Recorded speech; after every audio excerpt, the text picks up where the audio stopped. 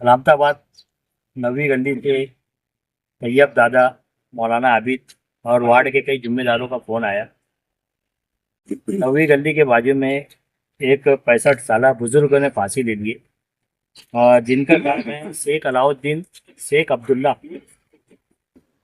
इसके ऊपर तो ज़्यादा हमारे को चर्चा करना नहीं है और ना ज़्यादा बताना है, मगर कुछ अहम बात मेरे को आवाम तक और शहर के जिम्मेदारान और उलमा इकराम तक पहुंचाना है कि ये तो जो बुजुर्ग थे शेख अलाउद्दीन शेख अब्दुल्ला, इनकी उम्र 65 साल थी और ये कोई एंड्रॉयड मोबाइल का और ना कोई पेपर का इस्तेमाल नहीं करते थे।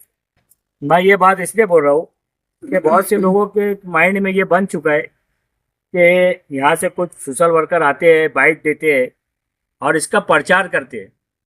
अब मेरे को बताओ कि ये 66 साल नामी शेख अलाउद्दीन बुजुर्ग, ये कोई एंड्रॉयड मोबाइल का इस्तेमाल आज तक करे नहीं, ना छोटा मोबाइल था इनके पास, इनके घर वालों से ऐसी मालूमात नहीं।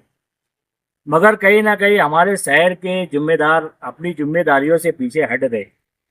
आज रमज़ान की ईद से लेकर अभी तक 40 लोगों ने फांसी ले चुकी और शहर के अंदर अब देखने में आ गई एक बात कि कोई आपसी अगर मामला रहते हैं किसी के, तो वहाँ पर लोग जाते हैं उनकी तसल्ली के लिए, उनको समझाते हैं। यहाँ तक पुलिस स्टेशन, कोर्ट कचहरी, मैं कोई सियासी रुझान का नाम नहीं लेना चाहता हूँ।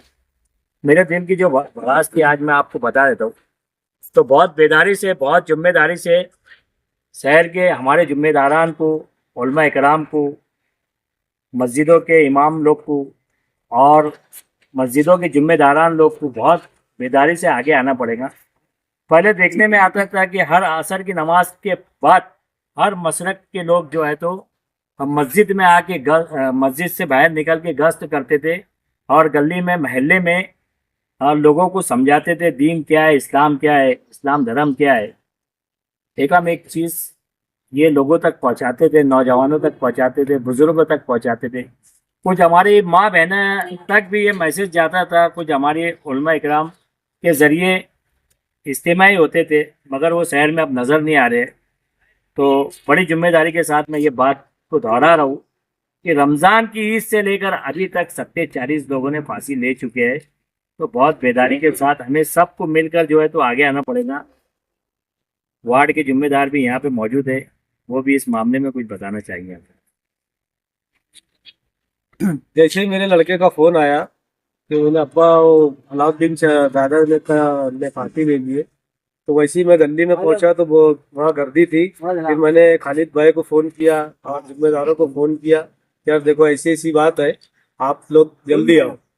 तो कहने का मतलब ये है कि हमारा शहर मस्जिद और मीनारों का शहर है और हमारे इस मस्जिद मीनारों के शहर में इस तरह के वाकयात होते हैं, तो ये हमारे शहर के बड़े जिम्मेदारों के लिए बड़ी शर्म की बात है कि यार ईद पास से 2 महीने के टाइम में 40 लोगों ने फांसी लेने लगे, जिसमें 14 साल का बच्चा भी है, लेडी जो मतलब जवान भी है और बुजुर्ग हजरात भी है, 2-3 इसमें बुजुर्ग हजरात भी है।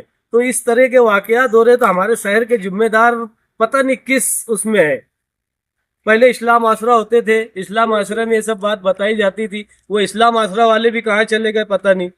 इस तरह के वाकयात हो रहे हैं, हमारे शहर के लिए बड़ी शर्म की बात है, हमें बहुत अफसोस होता है। अब ये तो हमारी इस गली का ये दूसरा वाकया हो गया, हमारे लिए भी बड़ी शर्म की बात है कि हमारी वार्ड में ये दूसरा वाकया हो गया। तो मैं आपके चैनल के माध्यम से लोगों से बोलना चाहूंगा कि जो भी बात हो, अगर किसी चीज में आपको कोई टेंशन है, कुछ बात है, घरेलू कोई मामले है, तो अपने मोहल्ले के जिम्मेदारों से मिलो, अपने मोहल्ले के जिम्मेदारों के कान पे ये सब बात डालो। जो भी मसाइल हो, औरत का, घर का, जो भी पैसे का लेन देन का मसाइल हो, अपने वार्ड के जिम्मेदारों से मिलो, उनके कान पे बात रखो। इंशाल्लाह कुछ ना कुछ तो हल निकलता है हर मामले का, ऐसा नहीं है कि कोई मामले का हल नहीं निकलेगा। तो ये मेरी आप लोगों से, आपके चैनल से यही बोलना है कि यार तमाम ही लोगों से गुजारिश है कि कोई ऐसी बात रहे तो अपने वार्ड के लोगों से, जिम्मेदारों से कांटेक्ट करो और इस तरह की हरकत करने से परहेज करो। ये मेरे जो जिन्होंने फांसी लिए शेख अलाउद्दीन शेख अब्दुल्ला, ये मेरे चाचा लगते हैं रिश्ते में, और कब भी वो मेरे पास आते थे और बोलते थे कि बेटा मेरे को कहीं भी कुछ भी ऐसा काम पे लगा दे कि मैं बैठ के उसकी वो करूँ। तो मेरे से जो भी जैसे भी होता था मैं उनसे वो कर लेता था उनका, और उनका चलता था। मगर आज मालूम नहीं क्या हुआ, मेरे को असलम मेंबर का फोन आया, बोले यार हाजी साहब कहाँ हो तुम, बोले तुम्हारे जो चाचा रिश्तेदारी में लगते हैं, बोले उनका इंतकाल हो गया, वो उन्होंने फांसी लगा ली है। मैं वहाँ पे वैसे ही तुरंत तो पहुँचा, फिर खालिद भाई अय्या इन लोग सब आए और वो बॉडी को पोहरवाड़ी पुलिस स्टेशन में भी इमला नहीं है, उनके लिए भी हमारे को एक आध घंटा इंतजार करना पड़ा। डिपार्टमेंट के लोग नहीं, वहाँ डिपार्टमेंट भी कम है। हमारी रिक्वेस्ट तो यही है आमदार साहब से भी और आसिफ साहब से भी, इनसे एसपी साहब से, डिप्टी साहब से, कि वहाँ पे डिपार्टमेंट भी दिया जाए ताकि कोई भी हादसा हो जाए या कुछ हो तो उसके मामले में ना लेडीज पुलिस है वहाँ पे, और वहाँ पे पीआई साहब में भी एसपी साहब उनके कान पे भी डाले हैं, मगर अभी तक के कोई सुनवाई नहीं हो रही है। तो हमारे जैसे लोग के साथ में ये हाल हो रहा है तो गरीब लोग के साथ में क्या होएगा, या और कोई ऐसा कमजोर रहे तो उसके साथ में क्या हो सकता है। तो हमारी रिक्वेस्ट है मुफ्ती साहब से भी, आसिफ साहब से भी, इजाज बेग से भी, इनुद दादा से भी, जितने भी सियासी है सबसे ये रिक्वेस्ट है कि पोहरवाड़ी पुलिस स्टेशन में लेडीज पुलिस के भी मांग की जाए और डिपार्टमेंट में बढ़ोतरी की जाए। इतने